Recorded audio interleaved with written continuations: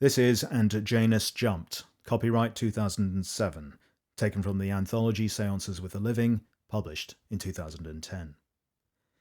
Something in my head says I'm too guilty to live, Stone said, his words ka-thunking back from the wall behind Dr. Ray's, like rebounding boulders. Stone knew the psychiatrist they had assigned him was easily the best in New Florida, but as a soul, he had Ray's pegged as a detached, nebulous person, the type of man who might ask a drowning man in which parts of his flashing life he had first heard colors. What about your fear of the future? You know my story, Doc. Everyone in the state does. Ray's let more silence play out, enough so that Stone felt that his next words would be like hurling buckets of scarlet emulsion onto a blank canvas. How about your early work in bioengineering before your prob... You want me to start there? Ray's frowned. You believe your trouble came from this biochip matter? Stone gazed through the horizontal slats of the blinds, focusing on the topmost branches of an ailing deodar tree that was surrendering to an armada of winter cirrus clouds. Okay. I was the chief engineer on Project Cadmus. Know what that was? Of course you do. You're a brain man. If you say so. Don't kid me, Doc. Cadmus, a governmental initiative. Downloadable career skills software put into biochips. Then placed directly into newborns' brains. Stone turned, seeking acknowledgement, finding only Ray's dead dull eyes. That's years ago now, he continued.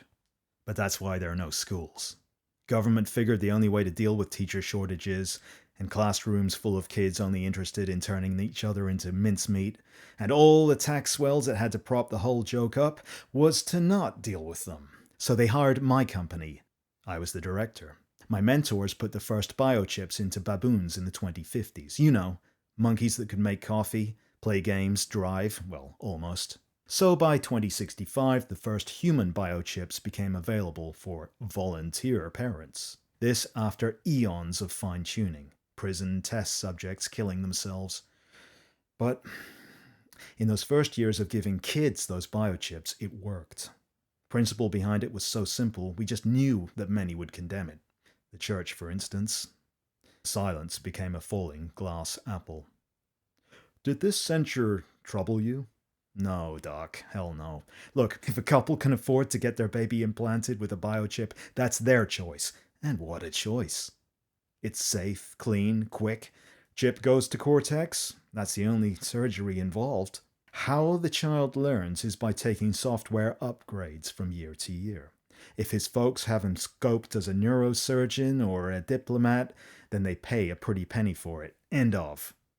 But, as with all designer technologies, the rich always get first pick, which meant the poor got left behind, being assigned biochips by the state. Well, I suppose someone still has to sweep the roads. But it wasn't all bad, Doc. Folks who lacked means, but who could prove higher IQs on both sides of the family, got a kind of biochip scholarship. See, higher IQs mean the biochip performs more efficiently. You're proud of it, Ray's narrated from somewhere above. It's a godsend, you could say, Doc. You've seen the results yourself. They predict most crimes would just die out by the time these chipped kids start running the country. I was happy with Project Cadmus, but I wasn't ready for Proteus. It was like something straight out of Nazi Germany. The 10 feet between the two men was gradually waved clear by Ray's sympathetic nods. Tell you something, though, Stone continued. There's progress and learning. And then there's monstrosity. They gave me Proteus to develop from a brief they emailed me one morning. And do you know what that brief was? They said that now that future generations of humans would become more free and even freer of criminal tendencies, the mind-scanning nature of the biochip could now be used to put unsolved crimes to rest. They said that by 2075, everyone in New Florida would be Proteus chipped. Compulsory, right? So anyone refusing could emigrate, their property, of course, donated to the state. I hated Proteus from the start, so I made damn sure I stalled it. My little game of falsified reports lasted a year. Ballard, my co-director, blew the whistle. I got charged with treason. Goddamn treason. You had your practice here at the time, Doctor. Do you remember me on the news? Stone grimaced. Had Frankie O'Bell representing me. The best hackbutt my money could buy. And you know something, Doc? He took my passionate work on good old morally relevant, socially beneficial Cadmus and used it as a foil to show just how vicious a thing Proteus was. He threw all the right buzzwords at judge and jury: Sovietesque, Orwellian, anti-Christian, anti-humanist, anti-everything. The trouble was, in 2073, much of this was lost on the court. There was no more United States. A Christian stance was too convenient a defense for a cynical jury to accept. And New Florida had been floundered by a 30-year recession. State prosecutor put it that I was an anarchist. I not only craved a moral turpitude, but wanted to deprive New Florida of tax lifelines too. Because of me, she said, New Floridians faced having their breathing air taxes raised. All in the name of letting a worthless group of scumbags keep their skeletons in the closet. But what that mad bitch wasn't telling them was that these biochips would expose all the deeds in a person's past, and New Florida's laws were changing, conveniently, so that every chipped person would run afoul of the law at some point, whether he had purchased alcohol at 15 or thrown a rock through a spurned lover's window at 16. Had the government just been after serious felons, then fine, but they weren't. Proteus seemed so much of a cash cow that they wanted everyone charged, fined and punished, Singapore style. When we put the first Proteus biochips into the brains of 100 volunteers, 2/5 of them got picked up by the police within 3 weeks. Ridiculously mild transgressions. And the state kept pushing it. They rescinded the Act of Limitations, so goddamned everything was dredge-uppable. Oh, their case against me was solid. Yes, I had been raising bogus safety concerns, which the Federal Drug Association had had to field, and in February of '72, I nearly had the whole Proteus monster derailed. Trouble was, many on my team had ambition at whatever price. And when 3 of them turned state's evidence and suggested I had crashed the State Commission for prosecuting previous crime networks' computer servers, you know, the things that picked up the victims' memories of their crimes, well, when that happened, I was toast. But we still won our case. O'Bell knew his stuff. I got to walk that day. State struck back a week after.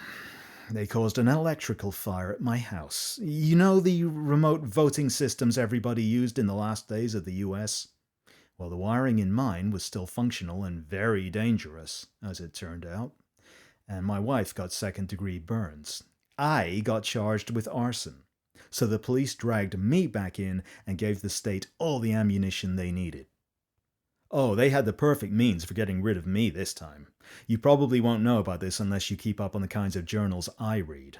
Obscure article, but they had said this particular technology was a failure. Well, in the late 60s, another New Florida-based corporation had successfully developed a prototype of a matter teleportation device. Only this was one you could use at home. The device was so small. By 2070, they had uploaded and downloaded mice from one terminal to another. In '71, the first death row inmates followed with a 60% survival rate, and commuted sentences to show for it. The state of the art by the time I was sentenced for arson with intent had changed dramatically, though. Seems one of their technicians had stumbled on something. Don't know who the victim was, but the company found that not only could travelers be uploaded from one set of geographical coordinates to another, but there was another possibility. If the controller set negative coordinates, the traveler would literally vanish. Okay, Doctor, this is where I know it gets looking far-fetched. Look, my trial was a farce, as you know. State prosecutor had recommended the sentence of transportation to zones unknown for me. Sentencing me, the judge said it would be a poetic way of ridding the state of a calculating and treacherous dissident. So they led me to the teleportation chamber on March the 10th, 2073, locked me inside a fancy glass tube, and in front of 9 million TV viewers zapped me into an unknown elsewhere. Stone leant into the heavy indigo air of the office. Know what I felt, Doc? Nothing. Was expecting some kind of black ocean, but not this. Stone, hexagonal temple chamber, about 20 robed, chanting men hollering Gregorian chants at me like they had always been there, awaiting my cue like I was some kind of demon game show host. So I asked them where I was, these maniacs.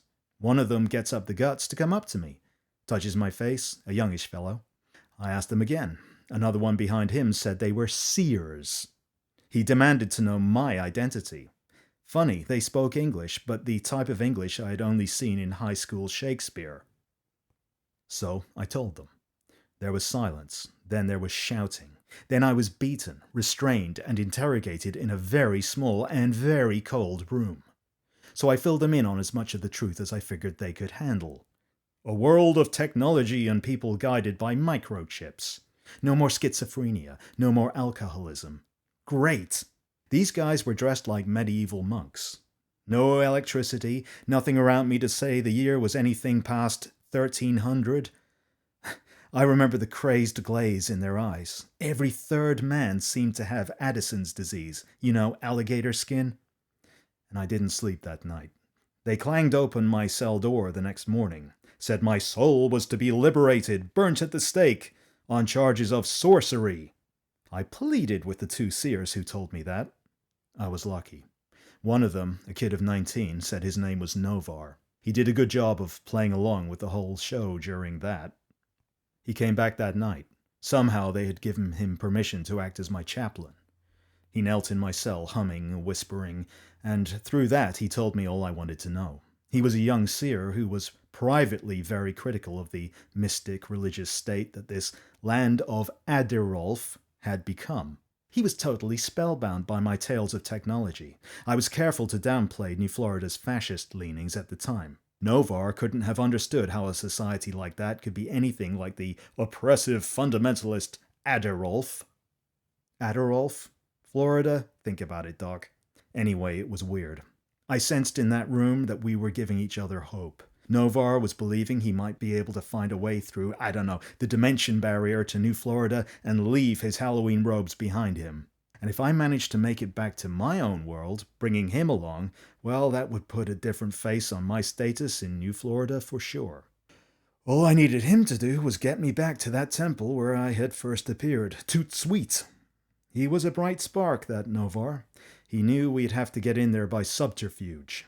The problem was the number of guards, plus we didn't know what we were going to do when we were in that temple. I guess it took about 20 minutes before the alarm sounded.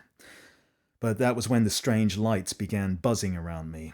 Don't know if that was anything to do with the mumbo-jumbo Novar was reciting, or if...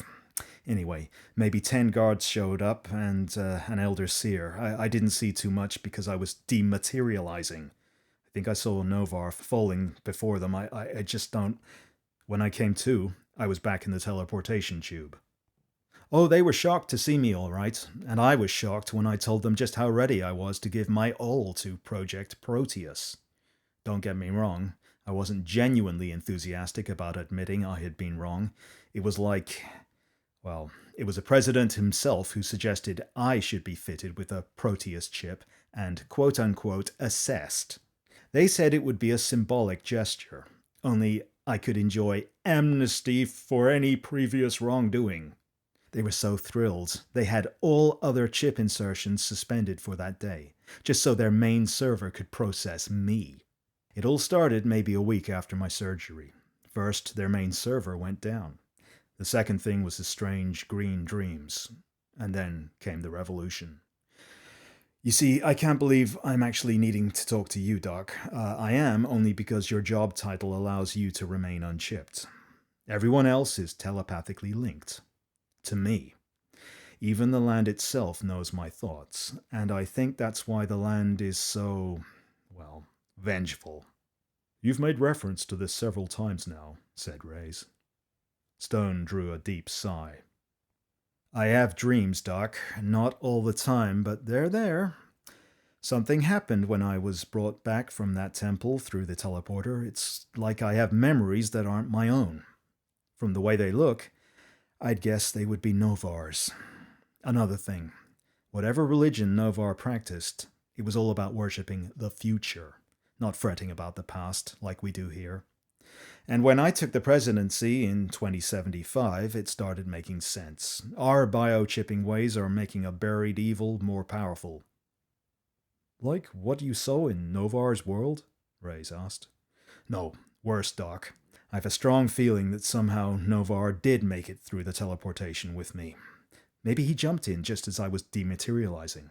Maybe now he's here in this room as part of me. Maybe that explains the dreams, the telepathy, and why the land is like it is now. Stone pushed himself off the daybed and parted 2 Venetian slats. Take a look outside, Doc. You call this global warming? Global frying, more like. I'm telling you, Doctor, between that biochip that looks behind me and Novar's spirit looking ahead, there's a hateful, deadly Earth that sees everything that's happened on its surface. And all that will happen. You know, when you die, all the dreams you've ever dreamed, all your nightmares go into the Earth. But these chips, they've amplified that power. Listen, do you hear that, Doc? It's the Earth, screaming.